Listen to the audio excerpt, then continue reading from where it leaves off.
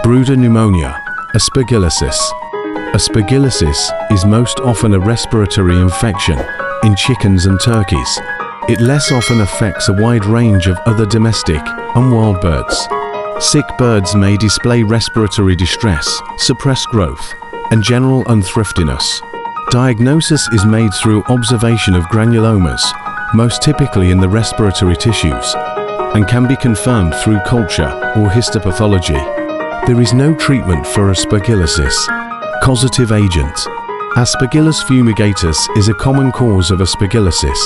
However, several other mold species may be incriminated, such as Flavus, Niger, Rhizopus spp, Mucor spp, and on rare occasions, Penicillium spp. High mortality rates can be seen in chicks and poults that inhale large numbers of spores during hatching or when placed on bedding contaminated with mold spores. Signs and symptoms. The most common clinical signs of Aspergillus incendiu: dyspnea, labored breathing, fever, inappetence, emaciation. Treatment. No effective treatment. Treatment of affected birds for aspergillosis is generally ineffective. Spontaneous recovery can occur if re-exposure to the mold is prevented. Mitigation strategies can include: 1. Removing the birds from the contaminated environment. 2. Removal of contaminated material S to limit further exposure. 3. Trying not to disturb the contaminated material S in order to limit further aerosolization of spores.